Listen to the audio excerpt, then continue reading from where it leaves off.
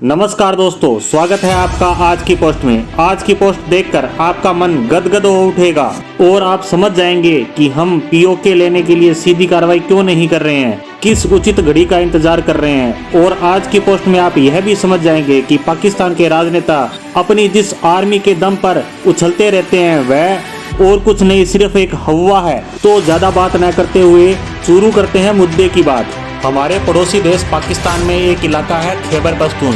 यहाँ पर टीटीपी यानी तहरीके तालिबान पाकिस्तान का गढ़ माना जाता है।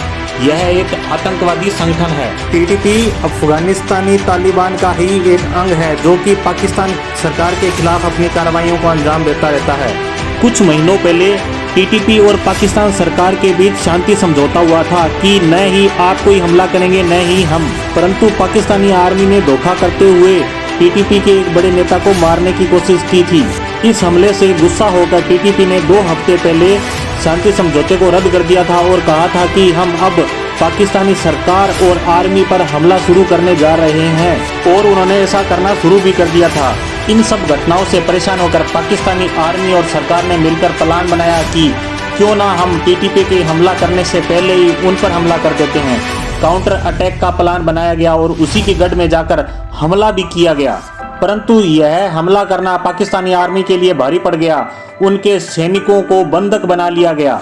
कुछ विदेशी मीडिया हाउसों द्वारा यह भी कहा जा रहा है कि इन बंधकों में सैनिक ही नहीं, पाकिस्तानी आर्मी के अधिकारी तक भी शामिल हैं।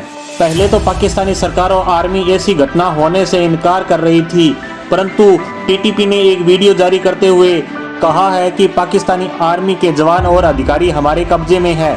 कहा जा रहा है कि पाकिस्तानी आर्मी के 15 से 20 जवानों ने तहरीके तालिबान पाकिस्तान के लड़ाकों के आगे हथियार डाल दिए हैं और सरेंडर कर दिया है। इस घटना से आप समझ ही गए होंगे कि पाकिस्तानी आर्मी का मोराल कितना हाई है, जो उन्होंने मुट्ठी भर लड़ाकों के आगे हथियार डाल दिए। पाकिस्तानी आर्मी के सूत्रों से कहा जा रहा है कि हमारे कुछ सैनिक ही टीटीपी के कब्जे में है, परंतु मैं आपको बता दूं, पाकिस्तान भी चीन के रास्ते पे ही चलता रहा है। यह अपने हुए नुकसान को कम ही बताता रहता है।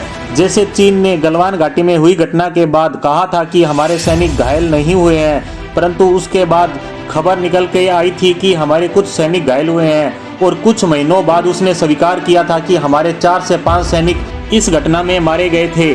अब वापस बात करते हैं पाकिस्तान की। टीटीपी द्वारा अभी तक किसी भी मांग के बारे में नहीं कहा गया है कि हमारी क्या क्या मांगे हैं। वह जो भी मांग करेगा पाकिस्तानी आर्मी के लिए मानना उसकी मजबूरी हो जाएगी, क्योंकि तहरीके तालिबान पाकिस्तान एक बहुत ही कट्टर आतंकवादी संगठन है।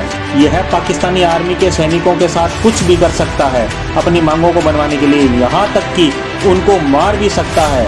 पाकिस्तानी आर्मी के बंधक जवानों को मारने के बाद भी पाकिस्तानी आर्मी उनका कुछ नहीं बिगाड़ पाएगी, क्योंकि उनके पास ऐसे ऐसे हथियार हैं जिससे उन्होंने पाकिस्तानी आर्मी के नाक में दम कर रखा है। पाकिस्तानी सरकार और आर्मी चारों तरफ से घिरी हुई नजर आ रही है। एक तरफ जहां पाकिस्तान के अंदर राजनीतिक अशांति फैली हुई है, वहीं दूसरी तरफ पाकिस्तान के अफगानिस्तान बॉर्डर पर उसके नागरिक और सैनिक लगातार मारे जा रहे हैं, क्योंकि पिछली सरकारों के समय से ही पाकिस्तान और अफगानिस्तान में सीमा विवाद चलता आ रहा है। यही हाल उनका ईरानी बॉर्डर पर भी चल रहा है। वहाँ भी उनके सैनिकों पे गोलीबारी होती रहती है, और भारत के साथ तो उसका विवाद जग जाहिर है। अब बात करते हैं पाकिस्तान के अंदर की। बलूचिस्तानी लड़ाकों के साथ तो उसका विवाद चल ही रहा था।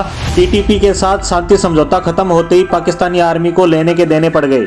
इस घटना के बाद पाकिस्तानी आर्मी की पावर का खुलासा हो गया कि वह कितने प्रोफेशनल तरीके से काम करती है। के सैनिकों के दिल में अपनी देश की रक्षा के प्रति कैसा जज्बा है, इसका खुलासा भी हो गया कि मुट्ठी भर लड़ाकों के सामने उन्होंने सरेंडर तक कर दिया। पिछले 5-6 सालों से पाकिस्तानी आर्मी के साथ ऐसी घटनाएं लगातार होती जा रही हैं और पाकिस्तानी आर्मी को मात खानी पड़ रही है। और ये बात करते हैं भारत के बहादुर सैनिकों के साथ लड़ने की। तो आज की पोस्ट को यहीं विराम देते हैं। धन्यवाद।